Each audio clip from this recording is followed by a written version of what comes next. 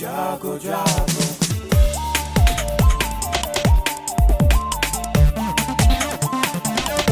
Radio जागो जागो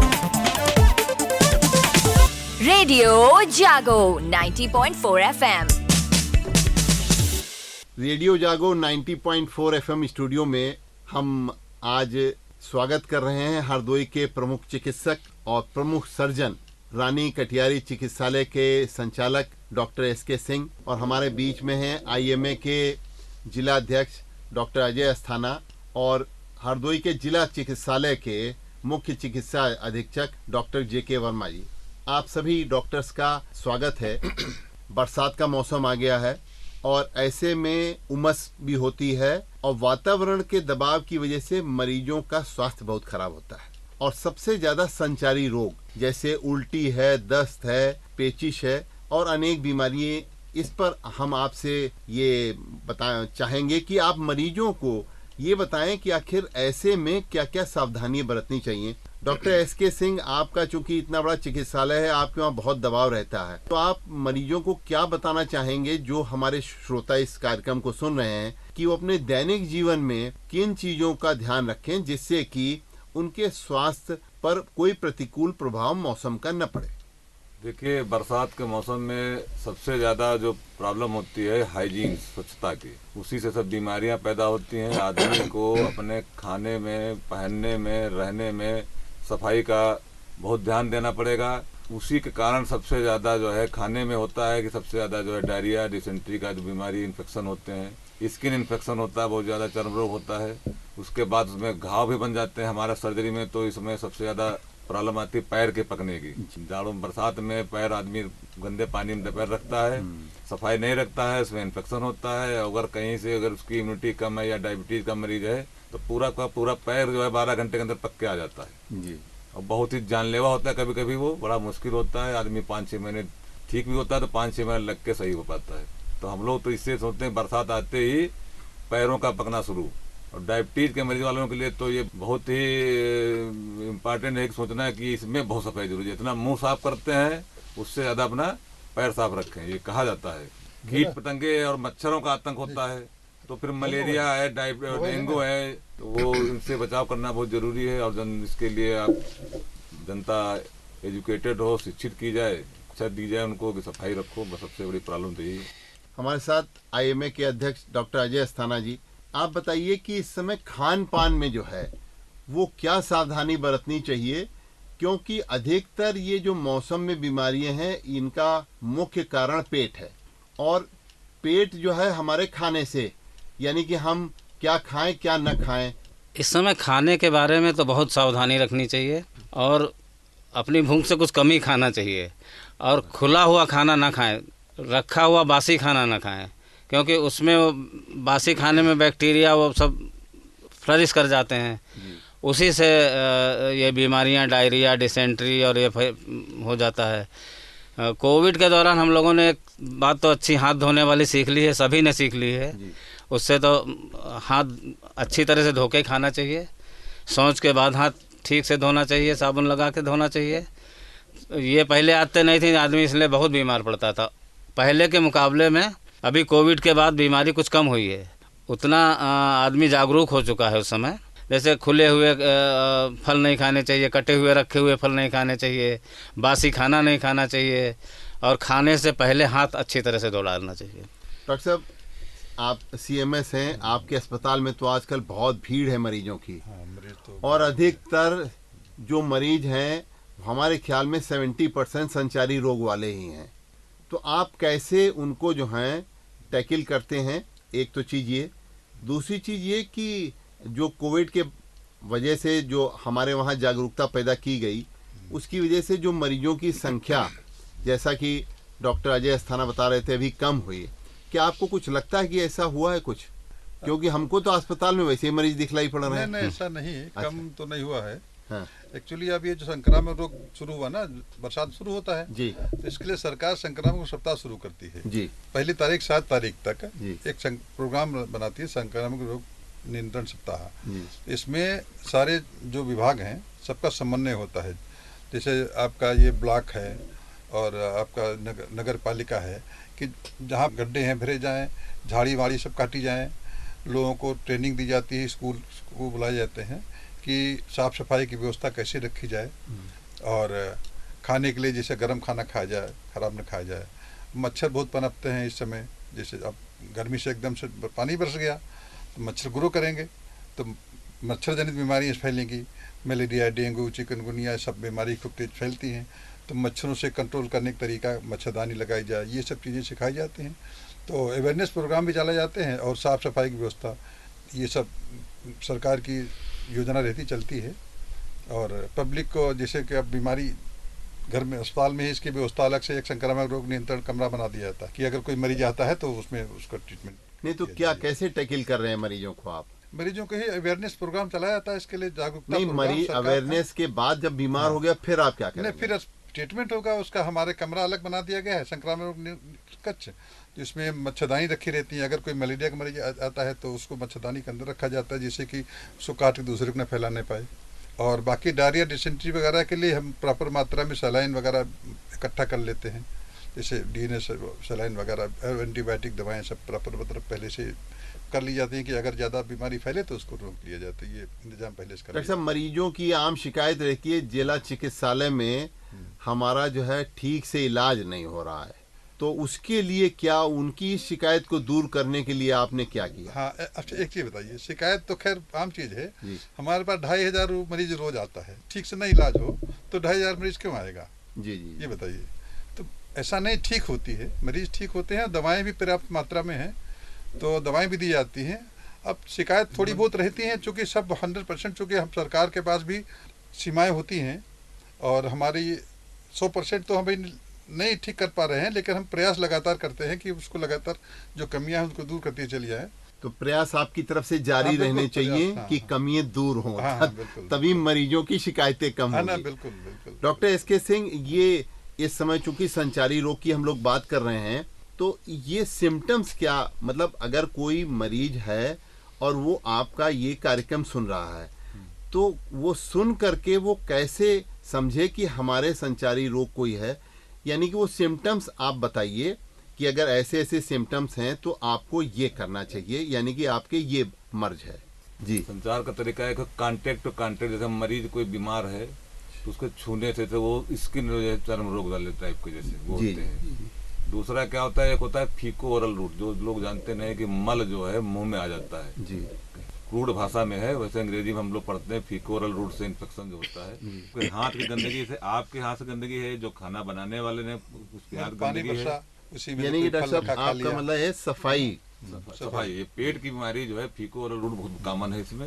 उसमें आपने तो हाथ साफ कर लिया, जो खाना बना रहा है उसका भी हाथ साफ होना चाहिए, जो खाना रखा जिस जगह पे वो भी साफ होना चाहिए, क्योंकि पेट की जो भी बैक्टीरिया जाते हैं वो फीकल रूट से ज्यादातर जाते हैं। नहीं, सिम्टम्स मल में होते हैं, किसी दूसरे मरीज के मल में होते हैं, दूसरे जो स्वच्छ आदमी के पेट में चले जाते हैं, वहाँ से वो गड़बड़ी शुरू कर देते हैं। डॉक्टर, सिम्टम उसके क्या होंगे? जैसे पेट में दर्द हो जाए, ऐंठन हो, क्या? तो बहुत हो सकते हैं सिम्टम। उसकी बीमारी की तीव्रता पर है कि आपका जो है हल्का इन्फेक्शन हुआ पेट में दर्द हो सकता है, या बहुत, और कभी थोड़ा उल्टी हो सकती है। उल्टी होना, दस्त आना जो है एक प्रोटेक्शन भी करता है शरीर में, वो जितनी गंदगी है वो शरीर निकालने की कोशिश करता है, उसको कहते हैं, उसीलिए उल्टी होती है। मतलब ज्यादा जब होने लगती है, ज्यादा स्टूल आने लगता है, फिर उस डिहाइड्रेशन, पानी कमी हो जाएगी, उसको आपको दवा से आपको बचाना पड़ेगा। मुंह से पानी लीजिए, नमक लीजिए, या फिर ज्यादा दिक्कत हो बोतल चढ़ानी पड़ती है। बढ़िया बात आपने कही।